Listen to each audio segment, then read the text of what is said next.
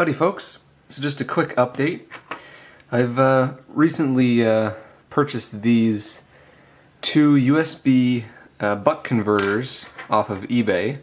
They came stuck together. Obviously they're assembled in big panels and then snapped apart for each order, so I've already done that. These were, I think, $2.50 roughly Canadian each.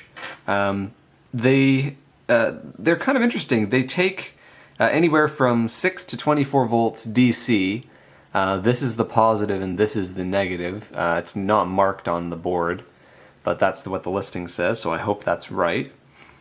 And they have an LED here, which I just noticed. I didn't know that when I bought it. So I'm going to see what that does once it's working. I'm assuming that's sort of like there's a power going through it kind of thing, or maybe that's always on when you've connected up the power. I want to see how that works.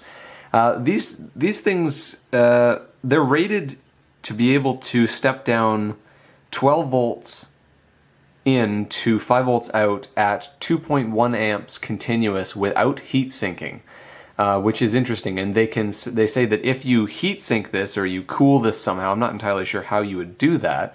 They say that these things can do 3 amps. So I think I'll be testing these. That's kind of the reason why I bought two of them, just so that if I sacrifice one of them, I can, still have the other one. But I want to see how this thing fares at 2 amps. The article is all, or the eBay page is all Chinglish. It doesn't really, the specs are really kind of wishy-washy, but from what I understand, it looks like this thing may have resistors across the 2 data pins, which tell the device what kind of current it can pull from this. So I don't have one of those nice USB power meters that someone like Julian Iliette or whatever has. I don't have those, so I can't tell what the resistors are set to, the divider set to. But I'd like to try and plug in a bunch of things and see if I can charge them from my sealed lead acid battery, see how long they take, see how much current they pull. I have a clamp meter. I can test how much current and just see how these things work, because I mean, if these work really well, then it makes makes it very viable to use a whole bunch of old lead acid batteries as portable power sources and stuff. So I'm going to solder some leads onto this and see how these things turn out. So I've been playing around with these buck converters, and the red LED is on all the time. So basically when there's power to the device, the red LED's on. So I'm not really too happy about that. I mean, it just sort of means that you have to unplug the device or have a switch. You can't sort of just leave it there all the time. And of course, it makes sense. Keeping the converter running all the time is going to run down whatever you power this from, if it's a battery, for example. Whatever. I mean, it is nice to have. I mean, you could always rip it off if you didn't want the current draw from it. So anyway, I'm just running it off of a 12 volt old UPS battery. So it's roughly around 12.6 volts.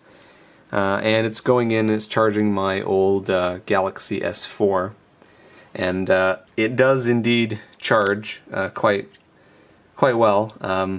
The phone's been up. I don't use this phone anymore, so it's updating a whole bunch of stuff. And even with all the mad CPU usage, it is charging. So I know it's working. It's kind of warm. I can still hold on to it. But after a while, it's not really comfortable anymore. It is hot, but it's definitely sustainable. I mean, I'm not worried about this. I mean, I could leave it like this and charge a phone fully, and I don't think this thing would overheat. So I think their claim of running it at 12 volts without a heatsink is indeed valid.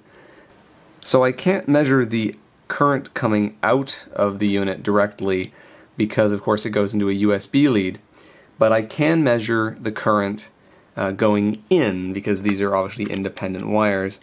So I'm just going to grab this one here with my clamp meter, and that's reading 0.50. So basically exactly half an amp. So I'd say that's about an amp coming out of it, a little bit more than an amp coming out of it. So it's not charging at 2 amps, and I know that the phone can charge at 2 amps, but it's still not terrible. I mean, the phone is at 85% charged. I mean, it's almost fully charged, so it's past, I believe, no, correct me if I'm wrong, I don't exactly know how the Samsung the Galaxy S4 actually does charging, but I think there's a ramp, and then it sort of switches from a constant voltage to a constant current charge, or maybe it's the opposite way around, I can't remember. So it may be that the phone is simply not requesting 2 amps, rather than the fact that this thing can't provide 2 amps. So anyway, I'm pretty happy with these. They're very small, they seem to be doing well. The phone does not have any weird touchscreen issues. It's not like it's kicking off a bunch of noise. So yeah, I'd buy more of these. So it'll be interesting to see. I'm gonna be using some SLAs. I'm also gonna probably take some of those lithium cells, wire them together, and maybe use these. I've ordered some step-up converters for the lithium cells, but they haven't arrived yet. So I'll do a video on them once I get those.